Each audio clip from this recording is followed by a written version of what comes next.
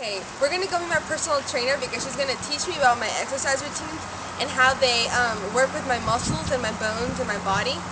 She's also going to teach me about special body movements and how to help with my diet and stuff. So if you follow me, we're going to go meet her just now.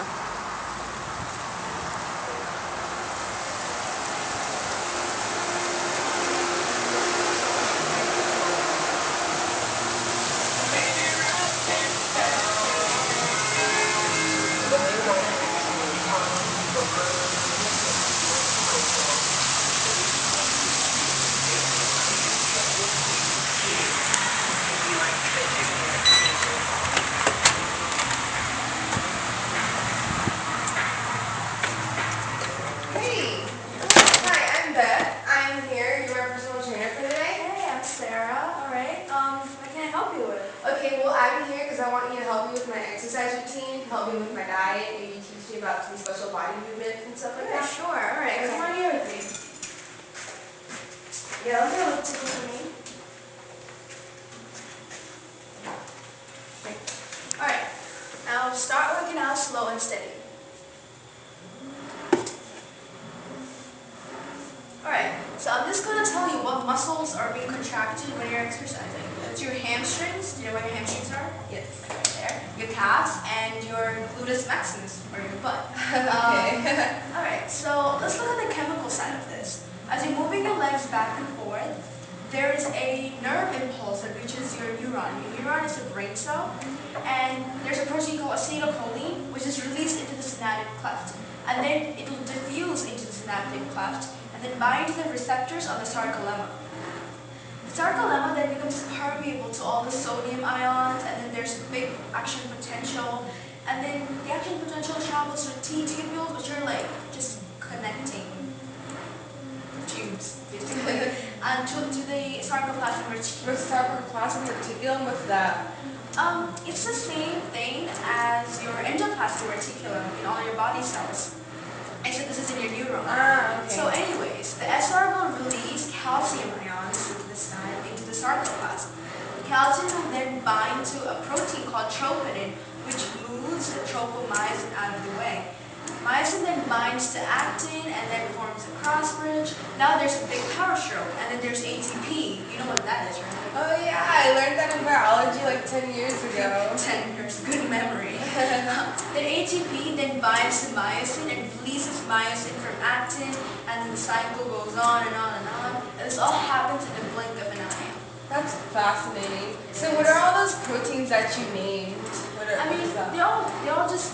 Since we looked at the chemical side, it's pretty much they all work together to cause like one muscle contraction.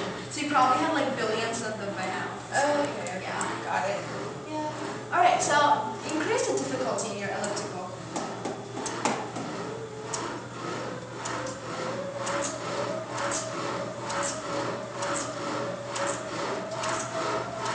Increase it one more time.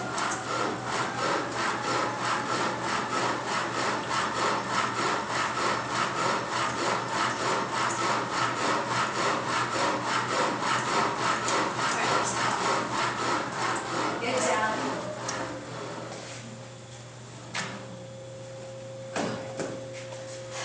Damn. Why do I get so tired and out of breath? Alright, come over here, sit down. Okay.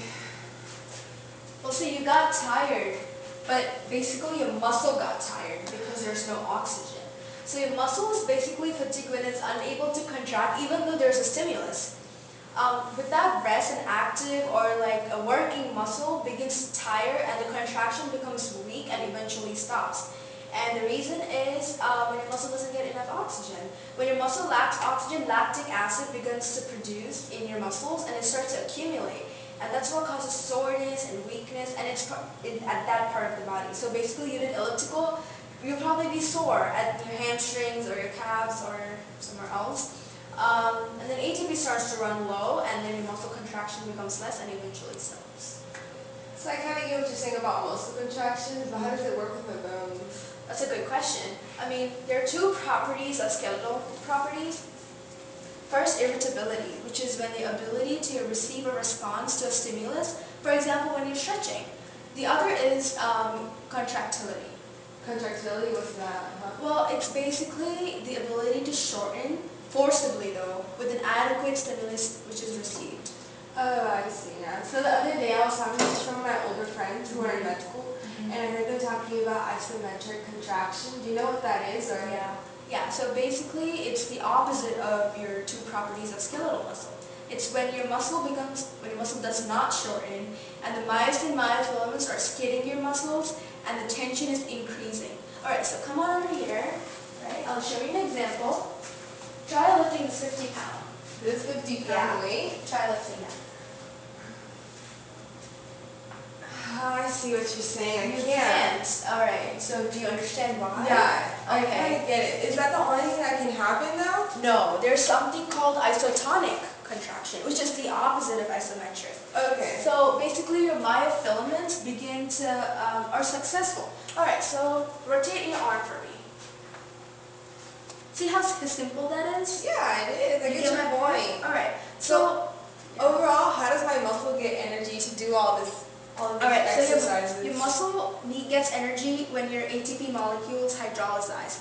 And the muscles store very limited amount of ATP that only lasts about 4 to 6 seconds in your body, and which is enough to get you going. And ATP is the only energy source your muscle takes, to do muscle activity. So ATP must be regenerated continuously for that to happen. Okay, ATP, I got it. Biology. Again, years Yeah. Alright, so I also remember you asking me about all these special movements and ordinary movements. Yeah. Do you know some of them? I know some of them. Maybe I can show you Yeah, which ones sure. I know. Which ones do Okay. you want me to show you first? You know what flexion is? Flexion, I know what flexion is. Good. What's extension? Extension, there you go. Extend. That's good. Rotation? Rotation is Good. Abduction? abduction. Good. Adduction. Abduction. Good job. It's good. Yeah. I'm impressed. Yeah, and so are there any different ones, like maybe special movements? I heard of those. Yeah, they are. What are those? So there's first dorsiflexion, which is just, there's Okay. flexion. There's plantar, which is that. And there's your inversion. And that's your eversion. And that's your supination. It's quite similar to the abduction, but it's not quite similar. Yeah, That's supination, and that's your pronation. Pronation. Pronation. And then there's your opposition, which is just your fingers that go like that. Yeah. Okay. Thank you. That helped a lot. But can I ask you one more question? Yeah, what is it? How can I improve my diet so I can get the most benefits out of all my exercises? Well, diet usually depends on your weight and the intensity of your workout. So basically a balanced diet usually contains carbs, fats, proteins, vitamins, and everything. Okay. So I would normally say you have whole grain wheat bread or something like that, and along with a glass of milk and a little cheese, so you have some kind of fat. So it should be before 300 to 600 calories at the most for your breakfast. Okay, that sounds awesome. Yeah, is that it? Yeah, that's it. So yeah, I think I'm gonna go work out. And I'm gonna go run on the treadmill for a while. You know what kind of muscles you use while running on a treadmill? Leg muscles. Well, duh, but to be specific, it's your quadriceps, which are right here, it's your hamstrings, your calves, and most of all, internally, it's your cardiac muscle. Okay. Well, thank you so much. No It was problem. great meeting you. I hope I helped you. you. Helped a lot. Okay. Hope to see you soon. All right. Bye. Bye.